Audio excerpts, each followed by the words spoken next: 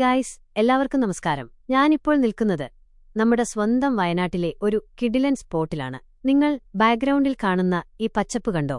ശരിക്കും പറഞ്ഞാൽ ഒരു രക്ഷയുമില്ല. ഇരുവശത്തും ഇങ്ങനെ ഇടതൂർന്നു നിൽക്കുന്ന കാടുകൾ. അതിന്റെ നടുവിലൂടെ നമ്മളിങ്ങനെ നല്ല ടാർ റോഡിലൂടെ യാത്ര ചെയ്യുക എന്ന് പറഞ്ഞാൽ അതൊരു വേറെ ലെവൽ ഫീലാണ്.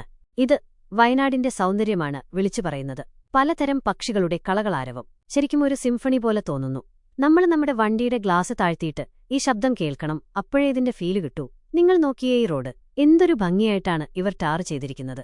നല്ല ക്ലീൻ റോഡ്, അധികം തിരക്കില്ല.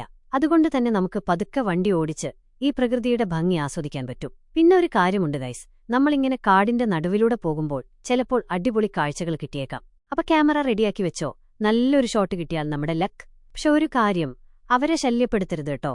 നമ്മൾ അവരുടെ വീട്ടിലെ അതിഥികളാണ്. ശാന്തമായ പ്രകൃതി ദൃശ്യങ്ങൾ, ചെറിയ നിശബ്ദത. ശരിക്കും പറഞ്ഞാൽ ഈ യാത്ര ഒരു മെഡിറ്റേഷൻ പോലെയാണ് എനിക്ക് ഫീൽ ചെയ്യുന്നത്. ചുറ്റും പച്ചപ്പ്, നല്ല ശുദ്ധമായ കാറ്റ്.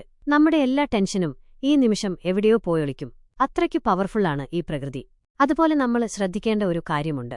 ഈ പ്രകൃതി നമ്മുടേതാണ്, നമ്മൾ ഇതിനെ സംരക്ഷിക്കണം. ഒരു കാരണവശാലും പ്ലാസ്റ്റിക്കോ മറ്റു മാലിന്യങ്ങളോ ഇവിടെ വലിച്ചെറിയരുത്. നമ്മുടെ കൊച്ചു കൊച്ചു കാര്യങ്ങൾ ശ്രദ്ധിച്ചാൽ ഈ സൗന്ദര്യം നമുക്ക് എന്നും നിലനിർത്താൻ പറ്റും. അപ്പൊ ഗൈസ്, വയനാട്ടിലെ ഈ ഒരു ചെറിയ യാത്ര എങ്ങനെയുണ്ടായിരുന്നു? ശരിക്കും പറഞ്ഞാൽ വാക്കുകൾക്ക് അതീതമാണ് ഇവിടത്തെ ഭംഗി.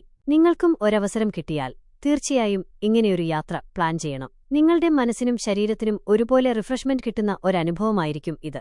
ഇതുപോലെയുള്ള കൂടുതൽ അടിപൊളി വീഡിയോസുമായി ഞാൻ വീണ്ടും വരുന്നതായിരിക്കും. അപ്പൊ എന്റെ ചാനൽ ഇതുവരെ സബ്സ്ക്രൈബ് ചെയ്യാത്തവരുണ്ടെങ്കിൽ വേഗം സബ്സ്ക്രൈബ് ചെയ്തേക്കൂ.